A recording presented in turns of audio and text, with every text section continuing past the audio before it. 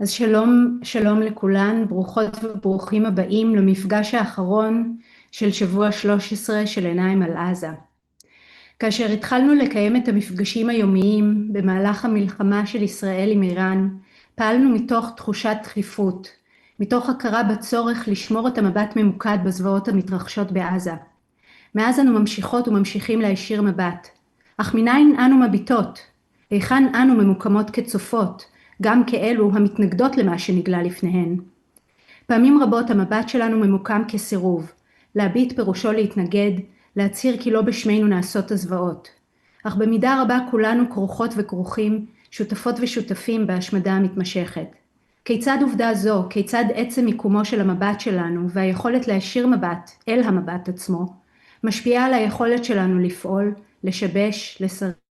זו פרופסור איילת בן ישי, שהפכה את עיניים על עזה למה שהיא, ושעבודתה המחקרית והאקטיביסטית מגלמת את הקשר האימננטי בין מחשבה לפעולה. איילת היא פרופסור לספרות אנגלית באוניברסיטת חיפה, ואנו בנות ובני מזל לזכות בה כעמיתה וכחברה. מחקרה ממוקם בצומת שבין ספרות, משפט, תרבות והיסטוריה, ובימים אלו היא עוסקת בשאלת המשמעויות הפוליטיות של היותנו מעורבות או שותפות בעל כורחנו, שאלת הקומפליסיטי.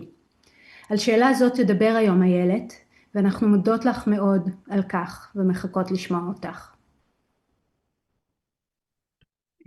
תודה ליאור ועידו, תודה לכל מי שכאן היום וכל מי שבא. בדרך כלל אני אצמצם בתודות כי כרגלי יש לי הרבה מילים, אז אני אתחיל ישר. אני רק רוצה להראות תמונה אחת, ואז נמשיך. בהפגנה הגדולה בסכנין לפני כחודש וחצי צילמתי אישה פלסטינית שנשאה שלט ובו קביעה וציווי. Silence is complicity. Speak up for Gaza. במידה מסוימת נדמה לי שכולנו כאן גם בגלל הציווי הזה. אנחנו כאן כדי להפר את עננת השתיקה הכבדה על הנעשה בשמנו ועל ידינו בעזה. עננה רובצת על התקשורת שלנו, החברה שלנו, האוניברסיטאות שלנו, מערכות הרפואה והמשפט שלנו, וגם על ההפגנות שלנו וההתנגדות שלנו לממשלה. על השתיקה דיברנו כבר הרבה, כאן בעיניים על עזה. היום אני רוצה להתמקד דווקא בשאלת הקומפליסיטי, מונח שאין לו תרגום בעברית, אבל שאנחנו שומעים אותו יותר ויותר. המילה complicity מגיעה מהמילה הלטינית complere, to be folded with, כלומר, היא מעידה על מצב שבו אנחנו לאו דווקא עושים באופן אישי או באופן אקטיבי משהו רע, כאילו באופן מכוון, אלא סבוכים בדבר הזה, בעוול הזה, בשותפות מבנית, דרך חברות בקולקטיב כלשהו. כך אנחנו קומפליסית בכל מיני עוולות, כאזרחים במדינה, כמשלמי מיסים, כמי שמשתמשים במשאבי כדור הארץ המדולדלים, כבעלי פריבילגיות, או אפילו כמי שמרוויחים מעוולות העבר. האם למשל אני קומפליסית אם ירשתי דירה שנקנתה או ניתנה לסבי בעקבות גירוש או נישול של אחרים? האם האוניברסיטה שלי הגיעה לגדולתה מכספים של בעלי או סוחרי עבדים? זו שאלה שהרבה אוניברסיטאות בארצות הברית ואנגליה מתמודדות איתה. או סתם, כי התמזל מזלי להיות בצד הנכון של הקפיטליזם. לכאורה, שיח הקומפליסיטי הוא חשוב כי, כמו שעולה מהשלט שהראיתי, הוא מניע אותנו לכדי פעולה. כדי להרחיק את עצמי מהקומפליסיטי שלי, עליי לפעול, לדבר, להפגין, להתנער ולהתנתק כך. כך למשל ארגוני Not in my name למיניהם ביהדות ערב, שמבקשים לנתק את האופן שבו מדינת ישראל מקפלת אותם בתוך מעשיה, הכיבוש, הנישול, פשעי מלחמה, כשהיא מתיימרת לפעול בשם היהדות או היהודים בעולם ואו נגד האנטישמיות אמיתית או מהונדסת. כך גם מי שעוזבים את הארץ כי הם לא מוכנים להיות חלק מהעוולות האלה, וגם אלה שאומרים I am not my government, היה כזה מים שתפס תאוצה בפייסבוק לפחות. הבעיה היא כמובן שמי שעוזבת את הארץ אולי מנקה את מצפונה, אבל היא לא פותרת את העוולה. תושבי עזה ממשיכים להירצח ולגבוע ברעב בקצב בלתי נתפס, גם אם אני לא הממשלה שלי. החטופים, ישראלים כפלסטינים, עודם נמקים במנהרות ובתאים, והתיאור האתני ברצועה ובגדה ממשיך לדהור. בעיה נוספת בשיח הקומפליסיטי היא כי הוא מהר מאוד מגיע לשיח טהרני. בתפיסה זו העולם מחולק לשניים, אלה שהם קומפליסית והם הרעים, ואלה שהם לא קומפליסית הם הטובים. אלא שזה אלה הטובים, אלה שהם בצד הנכון של ההיסטוריה, אנחנו אומרים. גם השיח הזה עסוק במעמדם המוסרי של המעוולים, ולא בעוול עצמו, כלומר בעצירת רצח העם. מה שאני מציעה במקום הוא לגשת לבעיית הקומפליסיטי כבעיה פוליטית, מה עליי לעשות, במקום כבעיה מוסרית, האם אני מהטובים או מהרעים. למשל, אני נוהגת לומר שכישראלית אני נולדתי כבר בצד הלא נכון של ההיסטוריה, ונראה שגם אמות בצד הלא נכון הזה. אלה הקלפים שקיבלתי, הקלפים האלה גם סידרו לי פריבילגיות לא מעטות.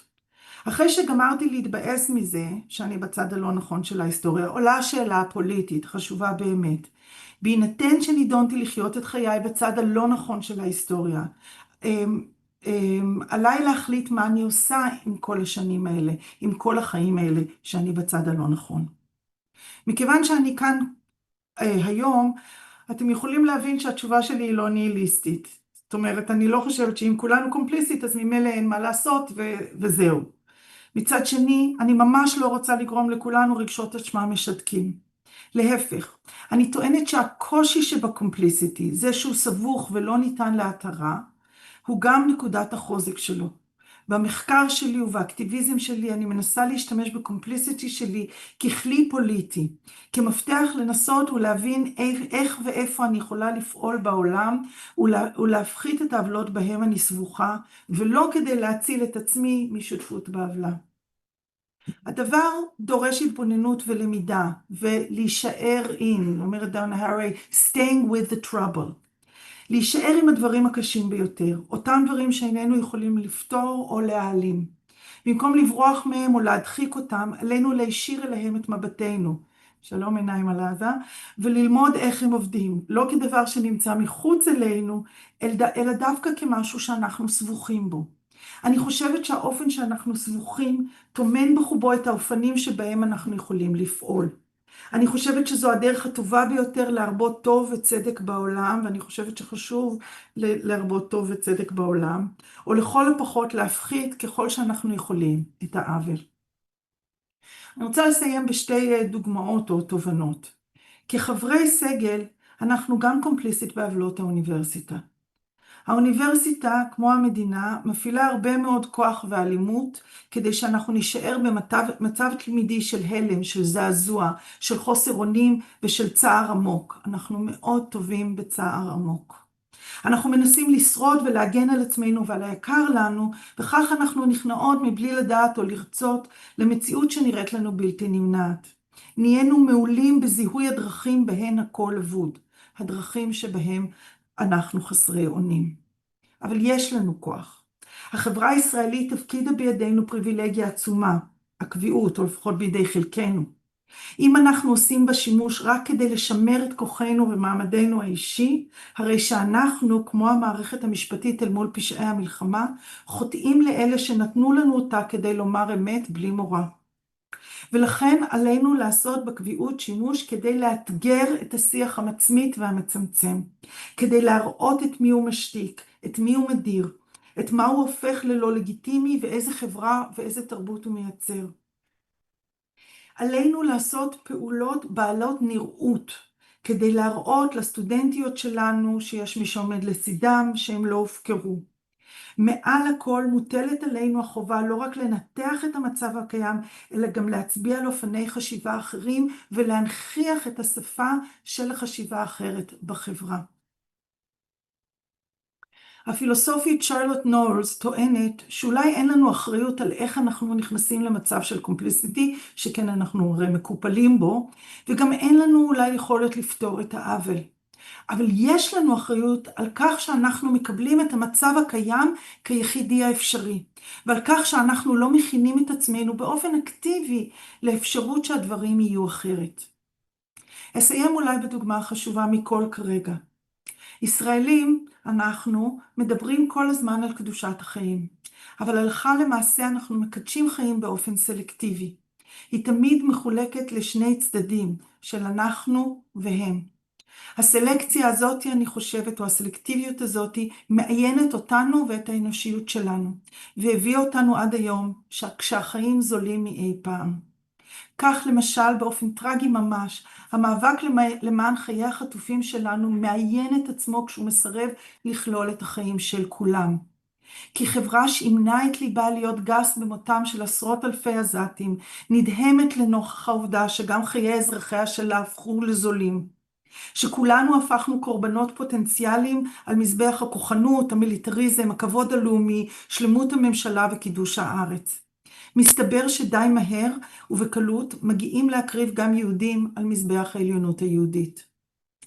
אבל אפשר לדמיין, ויש מי שמתעקשות לעשות זאת, לדמיין מאבק להשבת החטופים או הפלת הממשלה שמציב את החיים של כולם בין הירדן לבין הים בשורה אחת ובקדמת הבמה.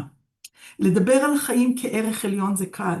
להבין שמדובר לא בסיסמאות ריקות ובהתמסרות לקיט של מוות, מחייב שינוי תודעתי עמוק ולפעולה פוליטית עיקשת. מלא בשמי לכן בשמי, ולכן עליי להתנגד. אני מקווה שאת החשיבה הזו אנחנו מפתחים כאן בעיניים על עזה, ושזו הפעולה הפוליטית שלנו. זה חשוב, זה נורא קשה, אבל אין לנו ברירה אחרת. תודה. תודה רבה, ילד, תודה רבה שנתת ביטוי חד וברור למצב האנושי הזה ולקשר באמת הישיר שעובר בין שותפות או מעורבות צולה. לקבל שאלות בצ'אט, יש כאן כבר שאלות.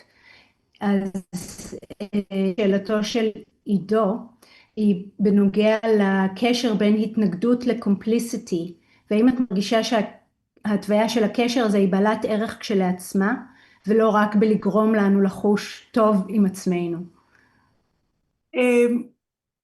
תראי, אני חושבת שכולנו מאוד טובים בלהרגיש רע עם עצמנו. אני מניחה שרוב מי שנמצאים כאן, בוודאי אני אדבר בשם עצמי, אני מעולה בלהרגיש רע עם עצמי, אני מעולה בלהרגיש בושה עמוקה ורגשות אשם איומים.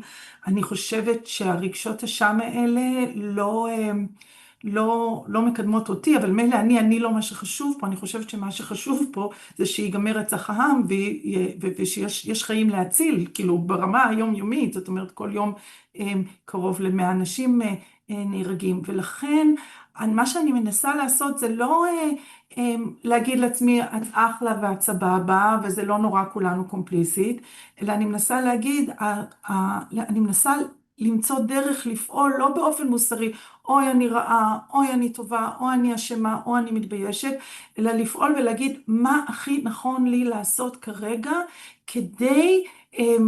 כדי להפחית רע, כדי לפעול באופן פוליטי. כשאני אומרת לפעול באופן פוליטי זה לפעול על העולם, לא על המעמד שלי או על הרגשות שלי או על התחושות שלי. בסדר, יש מקום גם לזה, אבל זה לא מה שמעניין כרגע אותנו.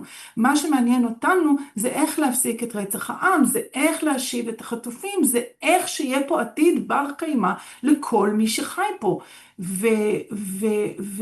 ואני חושבת שהרבה פעמים הבושה והאשמה מתערבבים שם בצורות שהן לא פרודוקטיביות, ולכן אני רוצה לנסות ללמוד, לקרוא ולפעול מעבר לזה.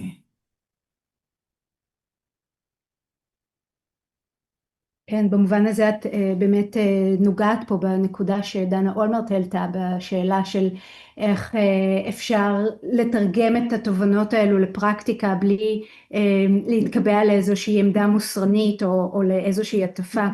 אבל אני רוצה לשאול אותך בהקשר הזה, כלומר יש את העמדה של דחיית המעורבות מתוך איזושהי מוסרנות, אבל אנחנו בישראל גם מכירים את התמונת ראי של המצב הזה, דחייה של קומפליסיטי מתוך איזה סוג, כמו שאת ציינת, של גסות לב. אז איך אפשר להגיע בכלל לשלב הזה של הכרה במעורבות היות סבוך הזה, היות סבוכה?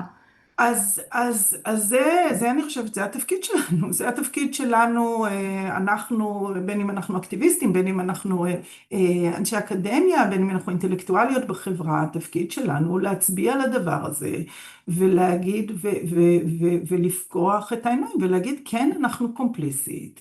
ו, ו, וכן, כולנו קומפליסית בצורה כזו או אחרת, אבל לא להשתמש בזה כדי לעשות היררכיות של קומפליסית. אנחנו רואים את זה ברחבי הפייסבוק, אני יותר מההוא, הוא יותר מההוא, והיא אמרה ככה, ולכן, כאילו, זה ממש מיותר לחלוטין, ובאמת לנסות לעבוד בחשיבה פוליטית. אני, סתם דבר טיפשי שאני עושה, לא יודעת אם הוא טיפשי, אני כותבת, כשאני כותבת בפייסבוק, אני תמיד כותבת אנחנו, כשאני כותבת על החברה הישראלית. אפילו אם זה לא דברים שאני מרגישה באופן אישי, זה לא משנה, אני חלק מחברה שפועלת ככה, ולכן אני משתמשת באנחנו, כדי לא להוציא את עצמי מהכלל, אלא כדי להשאיר את עצמי בתוך הכלל הזה.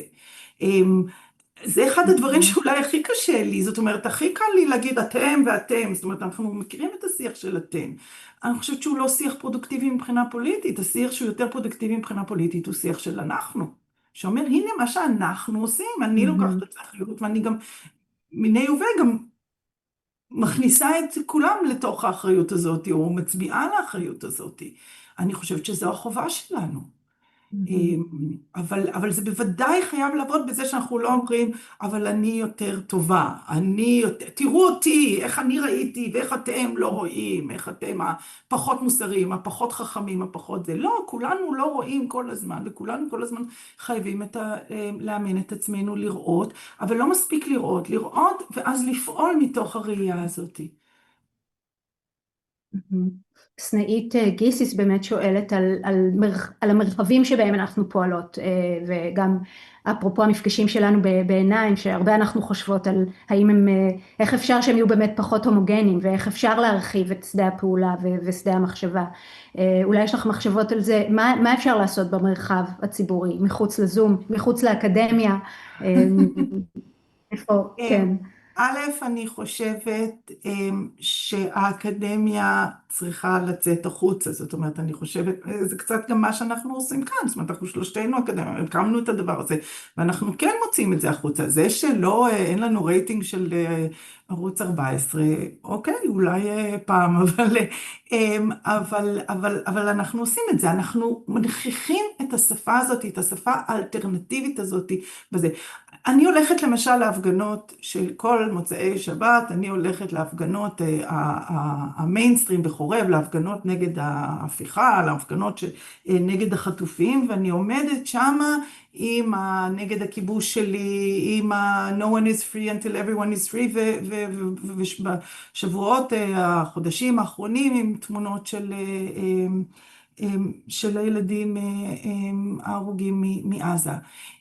וזה חלק מהעניין, המטרה היא להנכיח את האפשרות האחרת, את החשיבה האחרת, לשבור את הדיכוטומיה הזאת שהיא כל כך בסיסית לנו, שגם אצלי היא קיימת, של אנחנו והם. אז זה שאני, היה רגע מדהים בהפגנה לפני שבועיים שלושה, שישבנו שם עם התמונות, ופתאום ניגשה אישה עם חולצת חטופים, אישה מבוגרת, וצעקה על אחת המפגינות שבאמת אמרה, אתם מפריעים, היא ממש צרחה נורא, ושאלתי את עצמי, למה אנחנו מפריעים? זאת אומרת, זה הפגנה, זה כאילו הפגנה זה הפרעה, אבל אני חושבת, או אני רוצה לחשוב שמה שאנחנו הפרענו, זה באמת לשיח ההומוגני, לזה שלא רואה, שפתחנו את השיח, וזה מערער, וזה מה שערער, אבל אני חושבת שזה התפקיד שלנו, להנכיח בשיח, כמו שדיברנו קודם,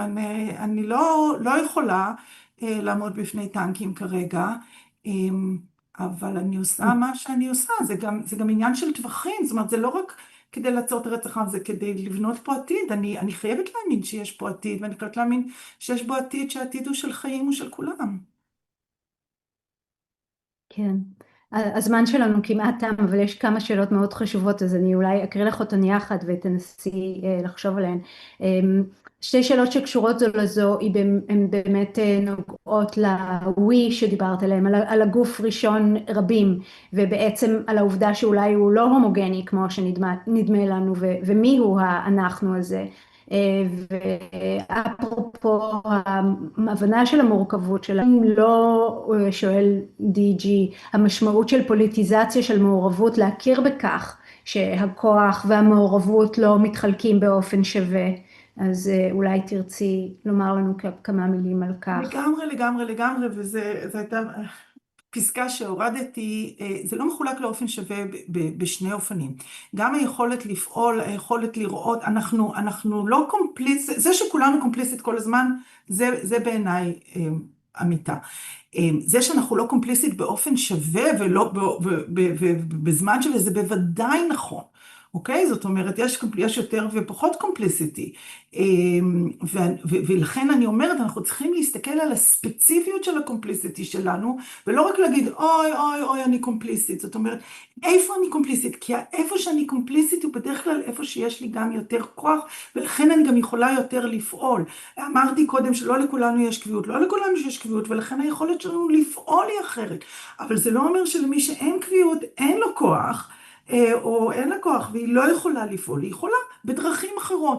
אנחנו צריכים לתת לכוח שיש לנו, ולהבין אותו דרך הקומפליסיטי שלנו. זאת אומרת, שוב, צריכים להבין שהקומפליסיטי היא מאוד מאוד מאוד ספציפית, גם, ואנחנו חייבים לפעול מתוך הספציפיות הזאת, וגם מה שלא שוויוני זה האפקט של הקומפליסיטי. זאת אומרת, כולנו קומפליסיטי בזה שיש התחממות גלובלית, אבל עניים סובלים מהתחממות גלובלית, ואלה שגרים בפריפריה ואלה שגרים בדרום הגלובלי, סובלים ממנה הרבה יותר. זה מאוד משמעותי.